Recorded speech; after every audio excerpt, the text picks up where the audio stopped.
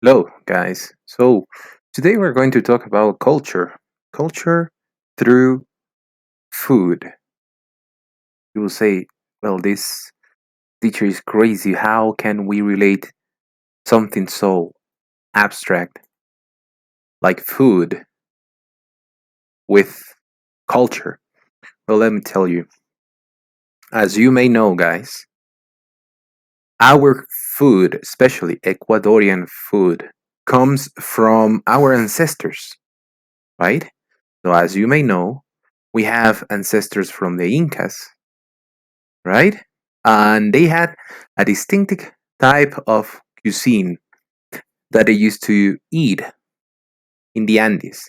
And also, Ecuador shares this type of cuisine with Peru, Bolivia, for instance, and also some parts of Colombia. Okay? So we can consume culture through our dishes. Okay? So, for example, well, this is something very typical right here. I can see some potatoes. I think this is a sausage, fried egg.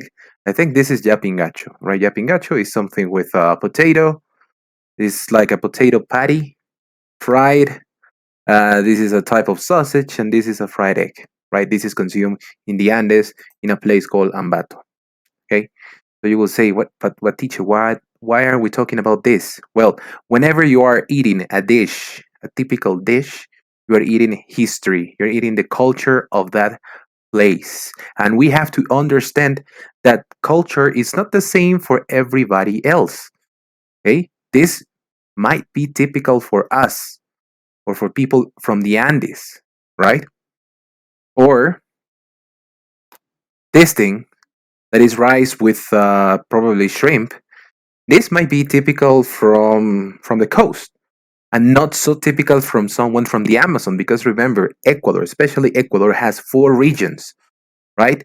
The Galapagos Islands, he has the coast, he has the Andes, he has the Amazon. So we have tiny little world inside our tiny little country. So our challenge today, guys, would be, let's imagine that your friend from Japan who speaks Japanese and English comes to stay for a while, for a month, to your home, and you're living in Ambato. Okay? And let's say your family is from an indigenous tribe. Okay? Here it is. All right? And they have this typical dish that they eat in special occasions, only for special festivities.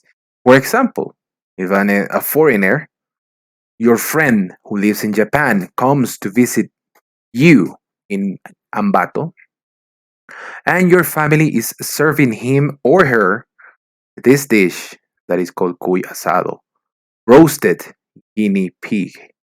I want you to explain your beloved friend from Japan that this is something normal, that we are not crazy, that we are eating something so, we can say, beautiful or cute as the guinea pig, right? That looks like this, right? This is lovely, right? This will be your pet.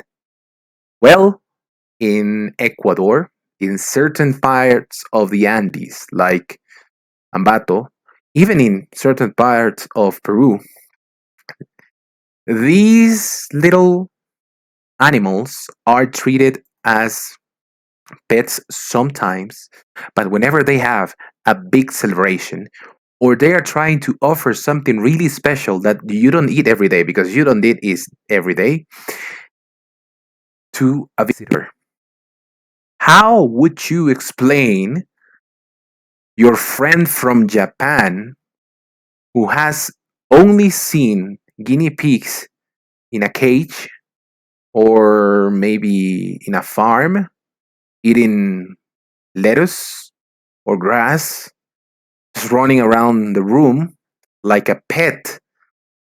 Something normal for them would be to treat this animal like a pet only. That's it.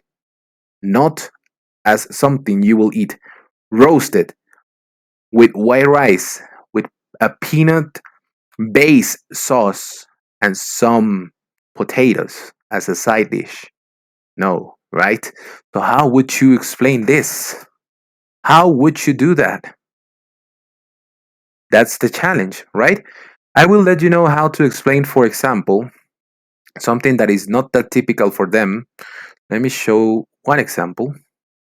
And then your task will be to explain Cuy Asado to your beloved friend in Japan who's coming to visit for a while. Okay, let's imagine that we are not living through COVID-19, right? So, for example, let me explain this one. It's called librillo or tripe. Actually, this is the stomach of the cow. It's not that strange because I know there are some other countries that eat tripes, intestines, cow's stomach. So, what I would explain if I go to a restaurant with my friend from Japan would be, well, it is custom that we always are thankful for whatever we are going to eat. That's something really important. Things that you have to remember when you're going to explain something that is different to your culture, sorry, from the recipient culture. I'm talking about the Japanese culture, right? So, first of all, you have to be respectful. You have to tell them that even though the dish they are being served is something that is not as appealing as I don't know, roasted chicken or something like that, well, they have to be grateful. Okay.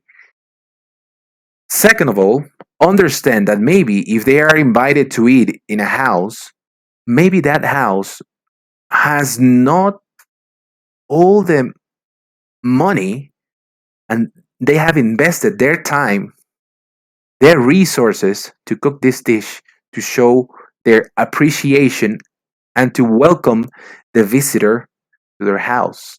And this is what they have available.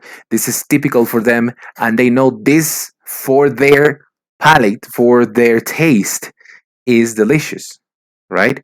So, in order to, there will be a culture shock. I know. But how do you explain this to your beloved friend from Japan? Okay. First of all, like I said, be respectful. Appreciate the gesture because sometimes it's a gesture, right? I'm not saying that eat it and ask for seconds because let's face it, I would like to add something else right there. I don't like this thing. I don't like cow stomach or librillo. I don't like it. But if someone, I'm invited to a friend's house and they serve me this, I will eat it. And if they ask me, how was it? I would say, it was really good.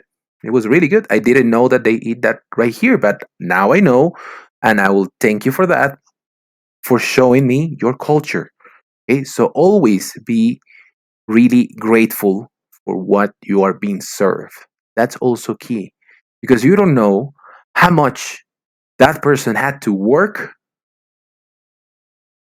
to cook this. You don't know how much that person had to invest in time to cook this. So that's the difference. So the same thing you will do with the guinea pig. Okay. This one is a little bit tricky because most of the world will consider that the guinea pig is just a pet. So in order to explain this, what will you have to do is to explain the background of this dish. So I will recommend you to go a little bit deeper and try to find the origin of this plate.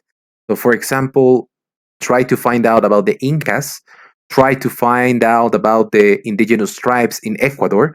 What are the traditions? Why do they eat this? And when do they eat this? Okay. Maybe try to find the nutritional value of this dish. If it has minerals, if it has vitamins, if it's good for you, probably You don't know, your Japanese friend will love this and will ask for seconds. Of course, I know it's a little bit shocking to see the teeth and the claws and the little legs. Of course, I know.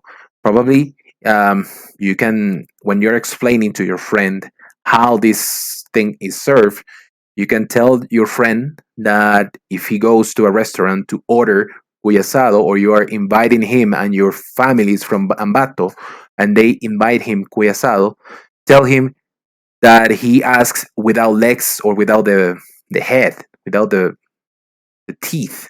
Okay, so just like a fillet of guinea pig, something like that. So teach them, or teach him or her, sorry, how to react to this thing. Try to keep a smiley face, a good spirit, and try to show their education whenever they are served with this. Because remember, like I said at the beginning, food is not only something that you eat in order not to starve, something that you eat to pass time. Food is also culture. Okay? Food shows the culture of a certain place, right? So now your task will be to explain why this dish represents the culture of that specific part of the Andes, right? Explain the background, explain the nutritional value, and also tell them some suggestions to say if they don't like the dish. Because let's face it, we are not going to like every single thing that is being served in front of us. So, in that case, tell them how to react, how to behave, how to eat this. Because I have found some videos on how to eat this, and I will encourage you to show that person some videos if you know your family is going to serve guinea pig, roasted guinea pig, to your friend from Japan. Okay, so that will be your task. Okay, I will help you during the entire process how to explain this. Okay, so we are going to be seated in a U shape so we can all discuss. I will be in the middle and you are going to be telling me your ideas, right? Someone will be in charge of trying to find out where is the origin of this dish, and also probably trying to do research about the Incas, about the indigenous tribes in Ecuador that serve this dish, right?